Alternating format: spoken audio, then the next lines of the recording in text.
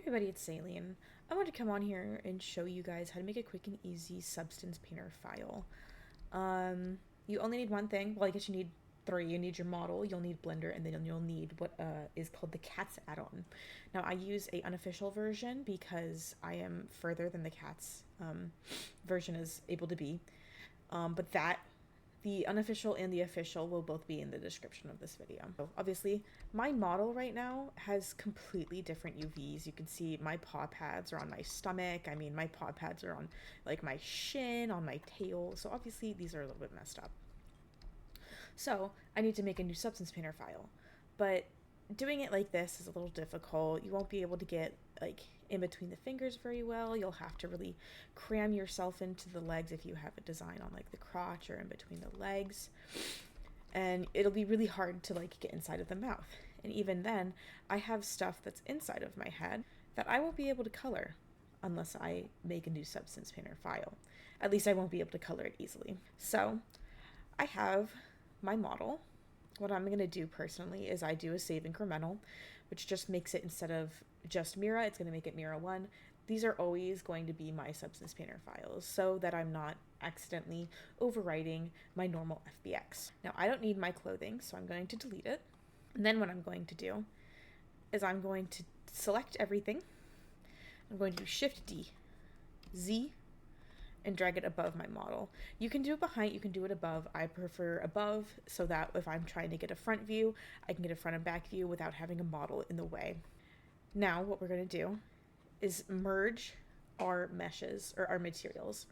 Instead of doing it the normal, instead of doing it the way where you do this and you do Control J, that makes it the same mesh, what I'm going to do instead is I'm going to do Control L and link materials.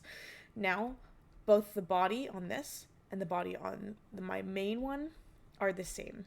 Normally, you would want to do it so that the last thing you select is what the materials are being linked to, but for here, it doesn't really matter. My hair is also a different mesh, so I'm going to do the same thing with my hair and with my cheek fluff.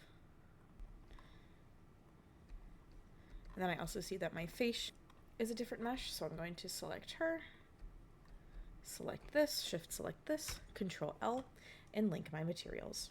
So now everything is linked.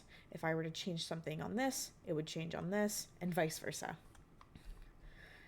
Next thing, if you want to make it super easy on yourself and you just want to separate things from each other, what you can do is you can go into pose mode.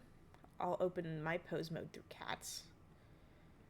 Go to my second armature and start pose mode. There is a way you can do this normally. I just use Cats as my easy go-to because I already have it downloaded and inside of all my projects. Now, all I'm going to do is I'm going to press this little X up here so that it's mirrored. I can spread my legs out a little bit. I can go to my fingers. I can spread those out so that I can get in between them if I need to. Once you're done here, you can hit apply as rest pose. If you wanted, this could be the extent of what you do. However, this isn't really up to par with what I normally do, so I'm going to continue spreading things out.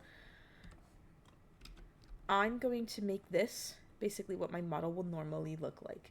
So all of my meshes are together, my eyes are open, my mouth is closed, all of that junk. But on this one, this is where I'm going to be doing all my edits. So I'm going to bring my hair up in case I want to edit my hair. And then I'll bring these up as well. I'm going to go onto my body mesh here. I'm going to go into my little data tab. I'm going to add a new shape key. I'm going to name it SPP. It stands for Substance Painter File. Then what I'm going to do, right here, I'm just clicking L on all of my little faces so that I can highlight all of them easily.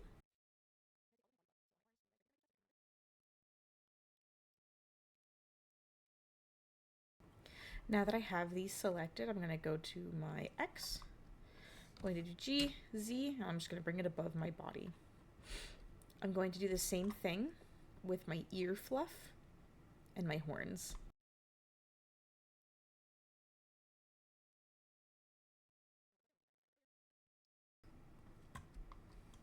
As you can see, now she's kind of just a plain Jane. I'm going to go even a step further though. I'm going to separate her claws and her paws from her body.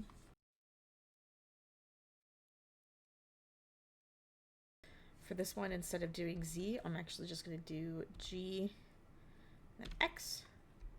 And all of these should be separated. And then I'm going to do the same thing with the bottom ones here.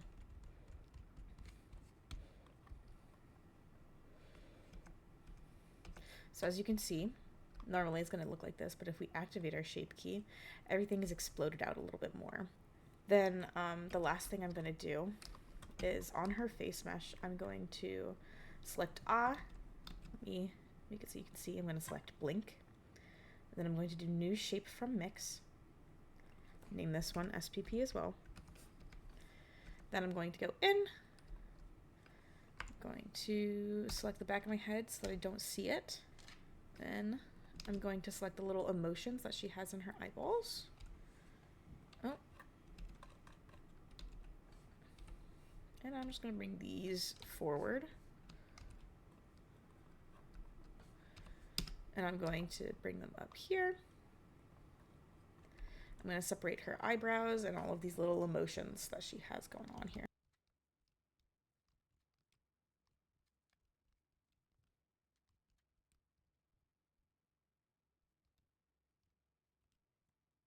So now, as you can tell,